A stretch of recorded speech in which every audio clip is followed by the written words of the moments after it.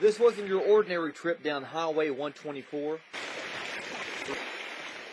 Where cars once drove, herds of cattle now roam the streets like lost children.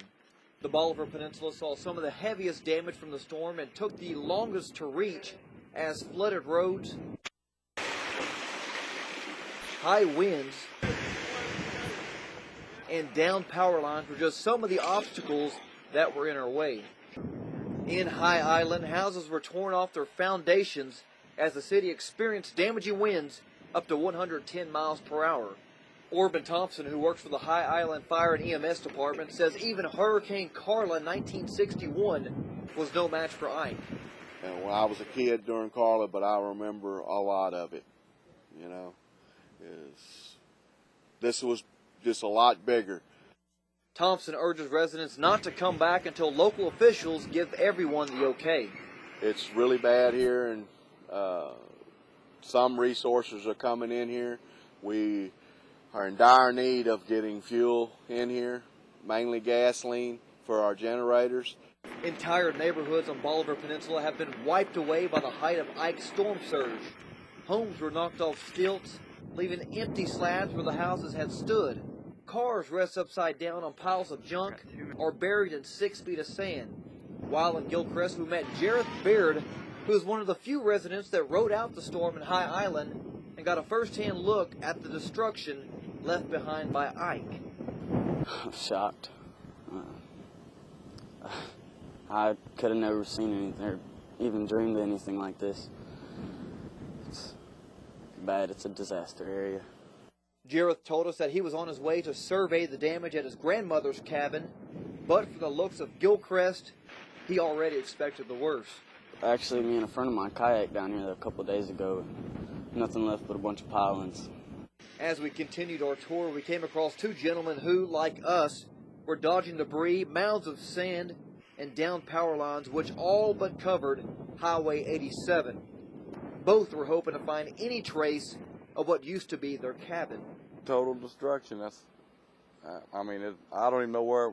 I can't even hardly tell where I'm at over here. I don't think it'll ever be rebuilt over here. This is destroyed. Tony, along with his friend John, says without food, gas, water, and other necessities, the island is unlivable and everyone needs to leave so recovery can begin.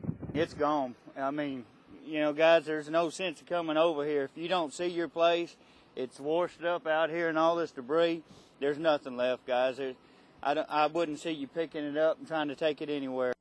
John also had a message for those who criticized anyone who ignored evacuation orders and stayed to watch over their property. I want to say is the people that stayed out here, they called them hardheads. It was all they had, you know, and you cling to what you got. And people like the Comos and the Millanders, they've been here all their life. They're going to do that, you know, and you can't call them knuckleheads, you can't call them hardheads. These people lost everything, and I hope in my prayers that they'll be back someday. But now all that remains is debris from homes that once stood tall along the shore. Right here, this right here used to be a big brick, not brick, but it used to be a real big, nice beach house right here. They wanted, I think, I called one time, they wanted $750,000 for this. Now look at it, you know, it's just blasted. Like Tony and John, we continue to trek down the torn shoreline. Along the Bolivar Peninsula, more than 100 feet of beach disappeared in Ike's wake, with floodwaters pouring over sand socks and into neighborhoods. Galveston County Judge Jim Yarborough had heard rumors that the bridge to Rollover Pass was gone. The rumor was just that, a rumor. When we pulled up, only half the bridge remained. Some question whether Rollover Pass should now be closed. Bait camps, stores, and other businesses were ripped from their foundations. Gone were the normal beach town noises of tourists and traffic. Only the rustling of the wind and the occasional thump of the helicopter rotors broke the silence. Joy Kayla, owner of True Value, knows all too well the life she is accustomed to was all but taken away with the wind and water. Still want to cry. It's gone. I just hope people want to come back. It's sad to it was just beautiful down this area. You just hate to know that it's just devastated. True Valley has served as a landmark for 52 years. Tourists know they're close to Crystal Beach when they see the True Value sign on the horizon. But imagine that staying up, would you? That's unreal. I can't believe it, all the devastation around us, if that would stay there like that. As Joy views the rubble in front of her, she knows that it's only a small portion of the destruction Ike has left. It's overwhelming. And I'm sure it's that way all over. Bridge City, Orange, you know, you just can't imagine. They had to know that this was the worst storm that could have ever hit this peninsula and down that way. After visiting with Joy, we continued our trip in disbelief of the sights surrounding us.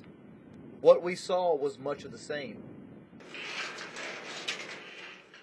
Destroyed structures and debris mask what once stood as a blossoming coastal community.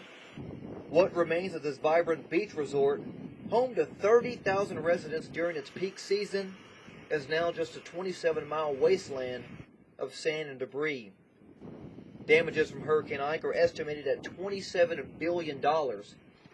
If the estimates are correct, Ike will be the fourth costliest Atlantic hurricane and third costliest U.S. hurricane of all time. Well, Crystal Beach is a tourist attraction for many high school and college students. It's also a place where many residents call home. Now all that's left are memories and devastation, which could be far too insurmountable to clean up. Reporting from Crystal Beach with photographer Stephen Clapper, I'm Nick Canizales, KBTV 4.